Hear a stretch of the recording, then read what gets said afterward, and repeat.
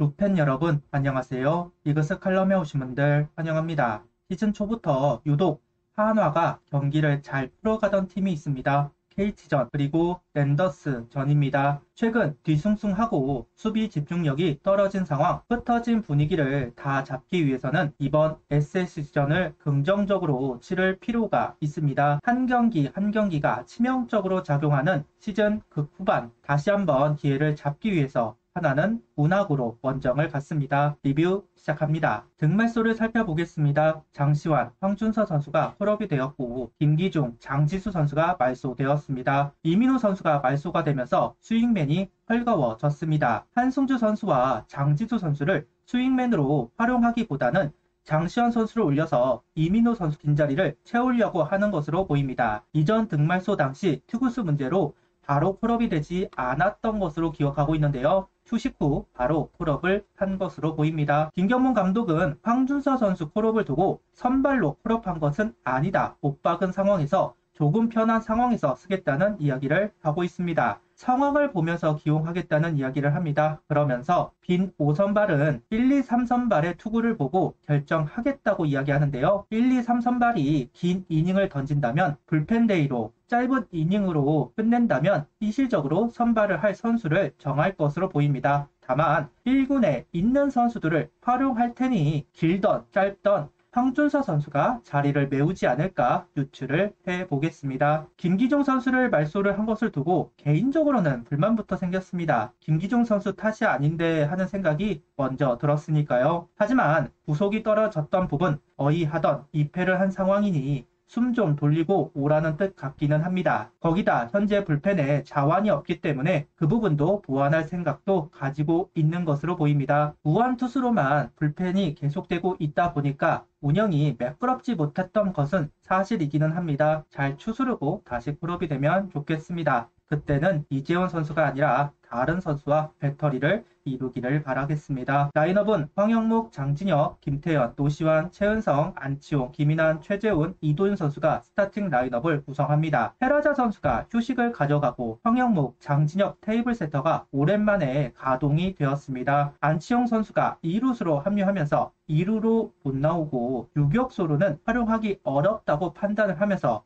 포지션이 사라진 황영묵 선수입니다. 하지만 타격감은 괜찮다고 보기 때문에 스타팅으로 출전을 시키고 싶다. 마치 페라자 선수가 오삼진을 당했기 때문에 황영묵 선수를 지명타자로 출전시키는 것으로 보입니다. 김경문 감독은 삼진 3개, 삼진 4개까지는 인내했지만 삼진 5개는 못 참았던 것으로 보입니다. 페라자 선수가 더가웃에서 한번 선수들을 하는 걸 보고 나가는 것도 괜찮다는 이야기를 하고 있는데요. 바깥쪽 속구 떨어지는 변화구에 여지없이 돌아가는 방망이입니다. 페라자 선수가 무난히 적응을 할 것이다 보았던 이유 중 하나가 바로 성구안입니다. 떨어지는 공을 참아낸다. 하지만 현 시점에서는 그 성구안이 사라졌습니다. 타격 변동은 성구안부터 찾아야 하지 않을까 조심스럽게 이야기를 해봅니다. 16일 선발 투수는 와이스 선수입니다. 좌타자를 상대로 허점을 보이면서 제구가 흔들렸던 와이스 선수입니다. SSG도 좌타자들이 중심을 잡고 있는 팀이라서 어떤 움직임을 보여줄까 궁금했습니다. 스트라이크 승부는 속구와 커브 두 구종으로 슬라이더는 볼로 떨어뜨리면서 승부를 하고 있는 와이스 선수. 특히 속구를 몸쪽으로 던져주면서 아웃을 유도하고 있는 부분이 눈에 띄는 부분입니다. 어쩌면 스트라이크 존을 반만 사용하는 듯한 투구였습니다. 좌타자 바깥쪽은 제구가 불안하다고 보는 것인지 스트라이크 존을 더 좁게 보고 투구를 하는 부분이 오히려 통하고 있습니다. 분명 올리는 볼도 많았는데 타이밍 모두 늦는 모습입니다. 오늘 유독 컨디션이 좋아 보이기도 했습니다. 3회를 3자 범퇴로 깔끔하게 막아내고 4회부터는 포크볼을 섞어내면서 투구를 이어가고 있습니다. 개인적으로 와이스 선수의 재계약 여부는 포크볼에 달려 있지 않을까 하는 생각을 가져보고 있는데요. 아직 그 비율이 적기는 하지만